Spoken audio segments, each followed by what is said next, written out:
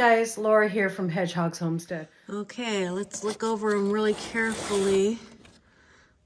I'm starting to see like little tiny sprouts, like this one right here. A little tiny sprout right there. So very, very slowly. It is kind of cool in here. Got our spinach come up, our broccoli here. This is kind of lanky. So I'm not too happy with that. And then back there we have our flowers. Hollyhocks and daisies. These are daisies here. And I can't see what that one is. There's different flowers. So that's going well. And then here's our broccoli and stuff coming up here like this. What you want to do is start fertilizing. But with a really, I'm just going to clip this one off. Now, usually I use a little fish emulsion. I'm going to go ahead and use this stuff. I got it on Amazon. I'll leave a link below for that. It's a really good all-purpose fertilizer, but decent. So it usually says in 1/4 of a cup in a gallon of water. This is only 1 liter. I'm just going to put a teaspoon in there, maybe a little less, about half, because you really want watered down fertilizer for your plantings. And then I'm just going to fill this liter cup up with this liter container. Now this is what I use for my seedlings all the time to water. I have been just overhead watering them with a thing, but I used to have one of these and I found another one. So we're going to put a liter of water in there. And you can see a little coloration in that, not too much.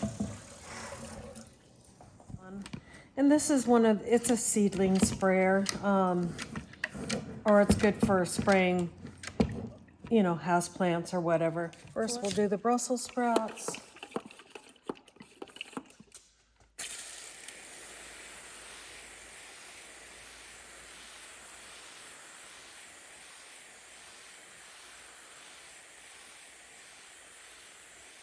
Okay, some of this lettuce. I think I'm going to do ahead of a time. I usually do bulk growing with lettuce, and I think I'm not going to do that this year. I'm just going to try one big head in every...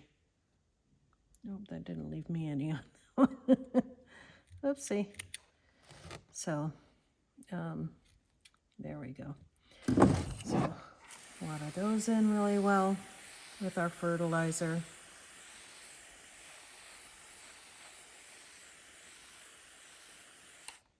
Okay.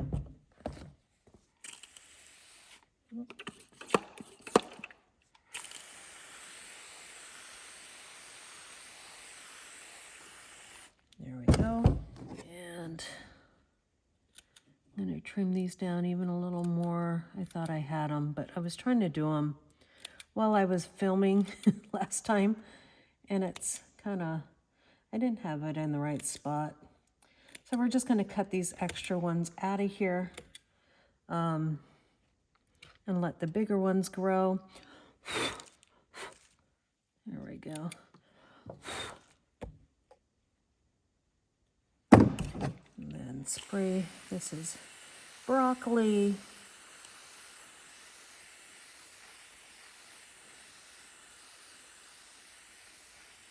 There we go. Oops. More broccoli, just a different variety.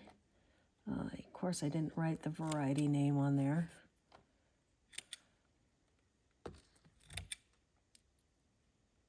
So again, you want to spray them when they're at this, you know, they have their second leaves coming on. You don't want to spray them before that. Okay,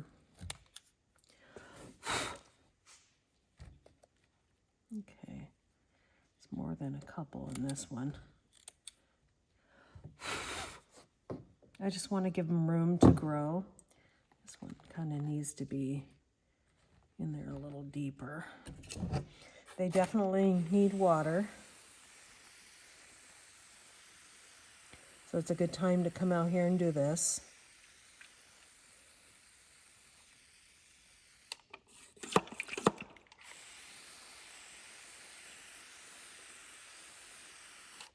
Okay. Flower in our red cabbage and our regular cabbage. Just get those all watered in really well. This is so nice and gentle.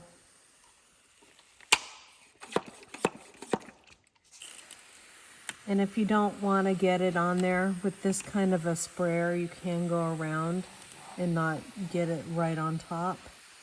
But if you do the spray or the stuff, you know, really nice and mild, it shouldn't burn your plants at all.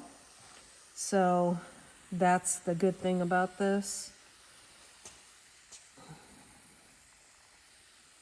There we go. And more cauliflower here. Now, this one is not ready, but I'm going to clip the ones that kind of look like this. You don't really want that growing. It's kind of got some weird edges on it. We'll just be selective with the rest of them. But they are definitely getting close to, there we go. We'll just leave the rest of those. Now this is spinach and broccoli. This was put under a different kind of lighting system, and the light wasn't adequate, and this is what happens to your plants when the light's not adequate. It just kind of comes up too high too quickly.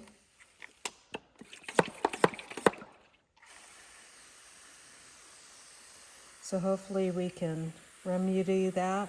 One of the ways that you can remedy this and make the stalks better is that you can put the a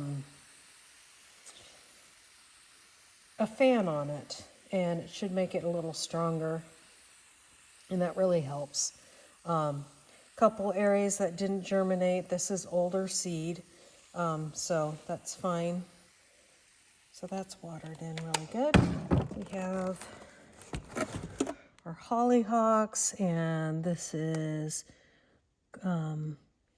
cosmos and lupins and daisies and flower in our red cabbage and our regular cabbage. Just get those all watered in really well. This is so nice and gentle.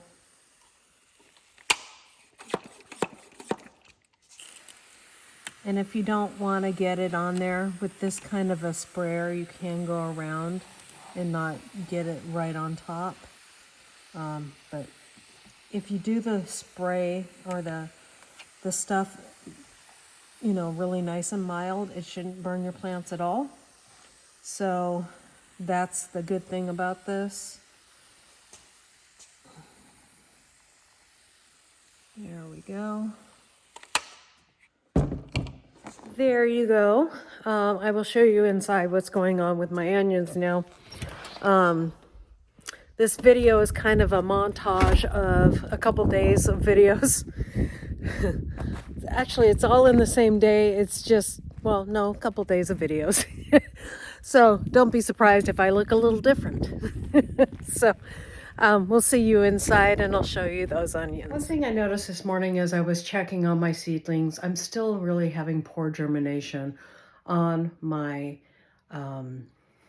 onions, which makes sense because I've said in my past videos, they really need to germinate best practices around 70, 75 degrees. So I finally gave up on trying to get them to germinate well in the shop, which during the day gets up to 55. And, you know, we still got some cold weather in front of us. It actually snowed last night. So I went ahead and brought them inside. I'm putting them in front of a south-facing window and some lights on them. And hopefully we can get it warm enough in here. It's at least 70 in the house. So hopefully we'll get some good germination, because without that, we're looking at over 20 days to get these to germinate. So we really want them to germinate. So here we go. We got them in the house, and hopefully we'll get some good germination on them. So here you go. You can see my setup. I have them on lights. There's no heat mats in here, but it's warm enough in the house so that the soil should come up to temp where we want it to. I have it in a south-facing window as well as lights, because these lights really aren't strong enough. But as you can see, we are getting some germination, the little white spots, especially right there. There's some germination right there. But that's not good enough for me. Because I want to get these in the ground as soon as we can. I want to get some good pre-growth on these guys. So I want them to be a good size before I put them in the ground in April. So that's when we're going to put them in the ground. We start them inside, or, you know, in a warmer place. You really want heat mats under them. You want, you could put a dome over them. That's not necessary. Make sure you got a little bit of soil on top, and they should come up as long as it's around, you know, within 10 days, as long as it's around 70 degrees. So because it was 55 degrees, it was just too cool in our shop. So we're going to give it a go inside and get them all to germinate inside. And then maybe we'll move them back outside when it's a little bit warmer. So let's hope and pray that it works out. The seeds are germinating just slower. So we'll see you guys next time here on Hedgehog's Homestead. And as always, God bless.